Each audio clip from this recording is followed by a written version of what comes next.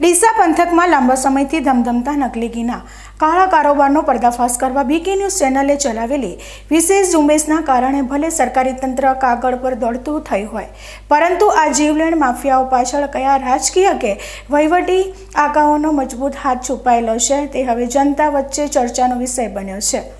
બનાસકાંઠાનું food and drugs વિભાગ ભલે દાવો કરતું હોય કે તેઓ નકલી ઘી બનાવનારાઓ સામે કડક હાથે કામ લઈ રહ્યા છે, પણ સવાલ એ થાય છે કે એકવાર પકડાયા પછી આ નકલી કાળાબજારિયાઓ ફરીથી એ જ સ્થાને એ જ બેફામ અંદાજમાં નકલી ઘી બનાવવાની ફેક્ટરીઓ કેવી રીતે શરૂ કરી દે છે। તાજેતરમાં જ બનાસકાંઠા સ્પેશિયલ ઓપરેશન ગ્રુપ એટલે કે એસઓજી પોલીસે ડીસા નજીકથી એક નકલી ઘીનો એક મોટો જથ્થો ઝડપી પાડ્યો અને તેને ગઢ પોલીસ મથકે સોંપ્યો, પરંતુ આ આખી કાર્યવાહીએ સામાન્ય જનતાની આંખો આશ્ચર્યથી પહોળી કરી દીધી છે।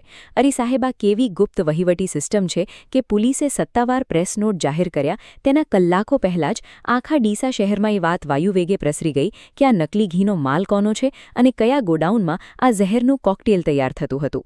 આશ્ચર્યની પરાકાષ્ઠા તો ત્યારે આવી જ્યારે બીજા દિવસે ખાખી વર્દીધારી પોલીસે જે પ્રેસ નોટ જાહેર કરી તેમાં અસલી ગુનેગાર એ ફેક્ટરીના માલિક કે બ્રાન્ડેડ ડુપ્લિકેટિંગ કરનાર મુખ્ય સૂત્રધારનું નામ જ ગાયબ હતું। પોલીસે માત્ર ગાડીના ગરીબ ડ્રાઈવરને બલીનો બકરો બનાવીને જેલના સળિયા પાછળ ધકેલી દીધો અને જે મુખ્ય શખ્સ લોકોના સ્વાસ્થ્ય સાથે ચેડા કરી રહ્યો હતો તે બીજા જ દિવસે ડીસાની બજારોમાં ખુલ્લેઆમ મૂછો પર વળ દઈને ફરતો જોવા મળ્યો। આ જોઈને જનતા પૂછી રહી છે કે આ નકલી ઘીના અસલી માલિક પર આખરે કોના ચાર હાથ છે? પોલીસનું આવું કથિત અભયાદાન શું ગુનેગારો સાથેની ભાગીદારીની સાબિતી નથી?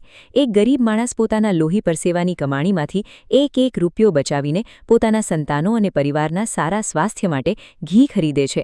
તે આ વાતથી બિલકુલ અજાણ હોય છે કે તે શુદ્ધ ઘી નથી ખરીદી રહ્યો, પણ પોતાના જ પરિવાર માટે ધીમું ઝેર ઘરે લાવી રહ્યો છે। ડીસામાં અત્યારે આવી એક બે નહીં પણ અનેક કાળી ફેક્ટરીઓ ધમધમી રહી છે, જે બ્રાન્ડેડ કંપનીના ડબ્બામાં કેમિકલ અને પામ ઓઇલનું જીવલેણ મિશ્રણ ભરીને માર્કેટમાં વેચી રહી છે। લોકમુખે હવે ઉગ્ર માંગ ઉઠી રહી છે કે આ માફિયાઓ સામે માત્ર સામાન્ય કોપીરાઇટ કે ભેળસેળનો નહીં પણ માનવ જીવનને જોખમમાં મૂકવાનો અને જાણી જોઈને લોકોની જિંદગી સાથે ખિલવાડ કરવાનો સાંપ્રાધ મનુષ્યવધ જેવો ગંભીર ગુનો દાખલ થવો જોઈએ, તો જ આ દૂષણ અટકશે। અને લોકો પોતાના સંતાનો માટે જે ચીજ વસ્તુ ખરીદે છે એ ચીજ વસ્તુઓમાં ભેળસેળ નીકળે છે, ત્યારે તમારા મન ઉપર શું અસર થાય છે અને તમને શું લાગે છે કે આવા તત્વો સામે શું કરવું જોઈએ? ભેળસેળ કહીએ તો ભેળસેળ દિવસે ને દિવસે વધતું જ જાય છે, જેમ કે ઘી હોય, તેલ હોય કે મરચાં કે ખાવાની કોઈ પણ વસ્તુ હોય। તમે સાંભળ્યો છે કે જ્યારે વ્યક્તિ એમ વિચારતા હોય કે અમૂલ, બનાસ જેવા આપણે શુદ્ધ ઘીનો પણ ઉપયોગ કરીએ છીએ, પણ જાણવા મળે છે થોડા સમય પહેલાં અંબાજીની અંદર પણ એક અમૂલના ડુપ્લિકેટ ડબ્બા નીકળ્યા કે જેના અંદર ઘી નકલી, મતલબ કે જે સારી ક્વોલિટીની બ્રાન્ડ એ વ્યક્તિ ખરીદવા માટે એ પણ એક ડુપ્લિકેટ નીકળી શકે છે। પરંતુ આ ભેળસેળ વસ્તુ થઈ રહે છે એના અંદર એવું હોય કે ઘીના સેમ્પલ લઈ લે છે, પરંતુ એ લોકોને સજા કશું જ થતી નથી। જો સરકારને પણ એક વિનંતી છે કે બીએનએસના કાયદાની અંદર જો સજાની જોગવાઈ કરવામાં આવે અને જેમ કે જે ક્રિમિનલની દ્રષ્ટિએ જો કાર્યવાહી કરવામાં આવે તો આ લોકોને જો જેલના પાછળ સળિયા ગણવાની ગણતરીના અંદર જેલના અંદર મૂકવામાં આવે તો આ લોકો કદાચ આ ભેળસેળ કરતાં બંધ થઈ જશે। બાકી તો જે આજે સેમ્પલ લેવામાં આવશે, દંડ થશે, ફરીથી એને એ લોકો ઘી બનાવવાનું ચાલુ થશે અને ફરીથી ભેળસેળ કરશે અને ફરીથી દંડ લેશે અને આ લોકોને છટકબારી મળી જશે। વાત એવી છે કે જે ગરીબો પોતાના પરસેવાની કમાણીની પાઈ એકત્રિત કરી અને એમના સંતાનોના સ્વાસ્થ્ય માટે જે ઘી ખરીદે છે, તેલ ખરીદે છે, સળું એ જ નકલી નીકળે છે, તો શું આવા લોકો સાથે છેતરપિંડી થાય છે? આ કેટલી યોગ્ય છે?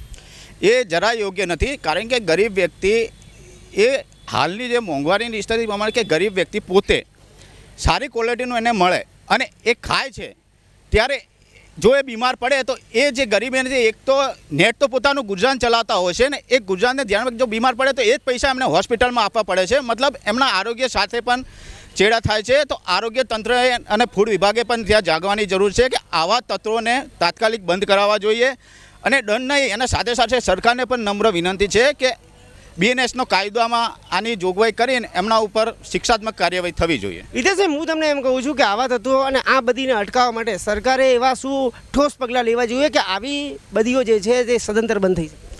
હા, જેમ કે આગળ આપણે વાત કરીશું કુમાર કાણાનીએ, એમણે કેટલીક વખત સરકારને પણ લેટર લખ્યા છે કે આનામાં સજાની જોગવાઈ કરીએ, પણ સરકાર એમની પણ વાત માનતા નથી। જો એમાં પણ સજાની જોગવાઈ કરે ને એમને જેલ પાછળ, મતલબ કે આ એક તરહનો ક્રાઇમની દ્રષ્ટિએ એમને ગણવું પડે તો જ આ વસ્તુ બંધ થઈ શકે છે, બાકી બંધ થવાની કોઈ સંભાવના નથી। બાકી તો આજે દંડ ભરીને ફરીથી પ્રોડક્ટ ઉત્પાદન કરશે અને ફરીથી ડુપ્લિકેટ વસ્તુ વેચશે અને ફરીથી દંડ ભરશે અને ફૂડવાળા સેમ્પલ લેશે પછી એમને દંડ ભરીને પાછા એ લોકો એમને છટકબારી મળે ને એ છૂટી જશે.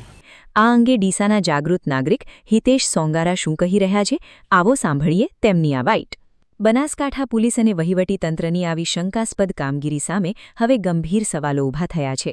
જ્યારે ચોરી પકડાઈ ત્યારે મુખ્ય મગરમચ્છોને પકડવાને બદલે માત્ર નાના માછલા જેવા ડ્રાઈવરોને આગળ ધરીને કેસ સકેલી લેવાની આ રમત હવે જનતા સમજી ચૂકી છે.